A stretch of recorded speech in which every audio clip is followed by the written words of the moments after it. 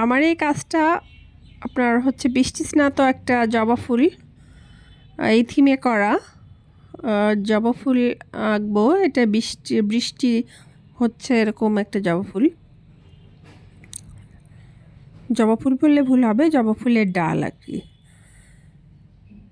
তো আমি প্রথমে পেন্সিল দিয়ে আর্ট করে নিয়েছি, আর এখানে পাতা দিয়ে নিচ্ছি। এই সবুজ কয়েকটা কালার দিয়েছি এখানে, সবুজ, কালো আর লাল, হলুদ, আর একটু জলপাই কালার আছে মাঝখানে কিছু অংশ। তো এটা আমি করেছি কালো, সবুজ আর একটু কমলা মিক্স করে এই কালারটা আসে, জলপাই কালারটা। তো জবা ফুলগুলো লাল দিয়ে নিচ্ছি, যেহেতু আমার লাল জবা খুব পছন্দ, সাদা জবাও খুব পছন্দ, এই দুটো কালারের জবা আমার খুবই পছন্দ। আর এখানে জবা ফুলের পাপড়িগুলো লালেরই শেড করে নিচ্ছে, একটু হালকা একটু গাঢ়। আসলে সব পাপড়িগুলো দেখতে একই রকম হয় না, একটু হালকা একটু গাঢ়, আর ভিতরে কিছু ডিটেলস থাকে শিরা উপশিরা।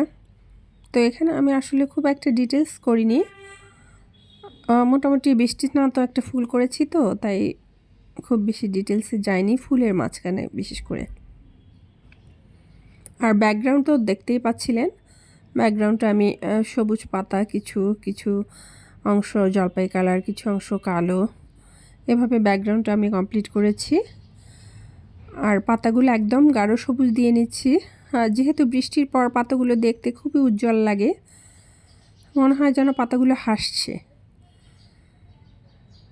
বৃষ্টির পর প্রকৃতি দেখতে অপরূপ লাগে, একদম চোখ জুড়িয়ে যায়।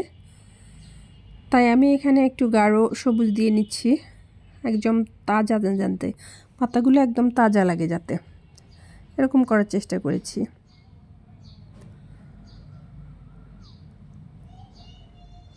তো এই ভিডিওটা একটু কষ্ট করে দেখতে হবে, ভিডিওটা লং ভিডিও, বলা চলে একটু টিউটোরিয়ালি।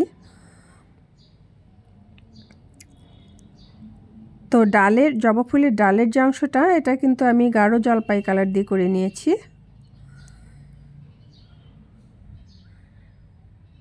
আর এই তো দেখতে দেখতে আমার কাজটা মোটামুটি শেষ পর্যায়ে চলে এসেছে, কিন্তু এখনও শেষ হয়নি। এখন আমি ফুলের কিছু রেণু অথবা মাঝখানে যে লম্বা ডাটির মতো থাকে, এটা আমি দিয়ে নিচ্ছি।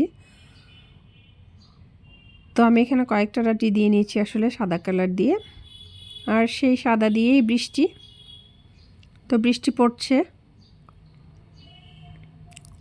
আমার এই আর্টখানা আপনাদের কেমন লেগেছে অবশ্যই কমেন্ট করে জানাবেন, সুন্দর হয়েছে কিনা সেটাও জানাবেন।